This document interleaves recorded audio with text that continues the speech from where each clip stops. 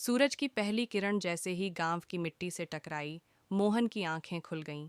एक समय था जब वह इस गांव के सबसे होशियार और महत्वाकांक्षी युवक माना जाता था। शहर की नौकरी, ऊंची पढ़ाई और बड़े सपने उसे खींच ले गए थे। पर आज, 15 साल बाद, वह वापस उसी गांव में खड़ा था, जहां से वह सब कुछ छोड़कर गया था। मोहन ने गांव के रास्तों को देखा। अब भी वही कच्ची सड़कें, वही पीपल का पेड़ और वही चाय की दुकान, जहां कभी वह दोस्तों संग हंसी ठहाके लगाया करता था। भाग दो, शहर की चमक और अकेलापन। मोहन ने इंजीनियरिंग की पढ़ाई की, अमेरिका तक नौकरी करने गया, बेशुमार पैसे कमाए, गाड़ी, बंगला, सब कुछ खरीदा। पर कहीं न कहीं एक खालीपन रह गया। माँ बाप कब गुजर गए, पता ही नहीं चला। दोस्तों की शादी में जाने का वक्त नहीं मिला। रिश्ते, दोस्ती सब धीरे धीरे छूटते चले गए। एक दिन दफ्तर से लौटते समय उसने खुद से सवाल किया, मैंने सब कुछ पा लिया, लेकिन क्या मैं खुश हूँ? जवाब में सिर्फ सन्नाटा था। भाग 3, वापसी। इसी सवाल ने उसे मजबूर किया वापस लौटने को। गांव पहुंचा तो सब बदल चुका था।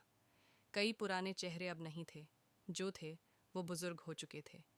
पर गांव की सादगी, लोगों की मुस्कान और बच्चों की बेफिक्री अब भी वहीं थी। मोहन ने तय किया कि अब वह यहीं रहेगा, गांव के स्कूल को ठीक करेगा, बच्चों को पढ़ाएगा और उस मिट्टी का कर्ज उतारेगा जिसने उसे खड़ा किया था। भाग 4, नया जीवन। कुछ महीनों में ही मोहन गांव का सबसे प्रिय व्यक्ति बन गया। उसने स्कूल में कंप्यूटर क्लास शुरू करवाई, लाइब्रेरी बनवाई और खुद बच्चों को पढ़ाना शुरू किया। गांव के लोग उसे अब मोहन मास्टर जी कहकर बुलाते। एक दिन एक बच्चा पूछ बैठा, मास्टर जी, आप अमेरिका क्यों छोड़ आए? मोहन मुस्कुराया और बोला, बेटा, जहाँ मन को सुकून मिले वहीं असली अमेरिका है। सीख, इस कहानी से हमें यह सीखने को मिलता है कि जीवन की सच्ची खुशी दौलत, शोहरत या ऊंचे पदों में नहीं, बल्कि अपनेपन, सादगी और आत्मसंतोष में छिपी होती है। अगर आप चाहें तो मैं इस कहानी का अगला भाग या इसी तरह की अन्य कहानियाँ भी लिख सकता हूँ।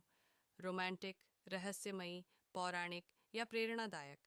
क्या आप किसी खास विषय पर कहानी चाहते हैं?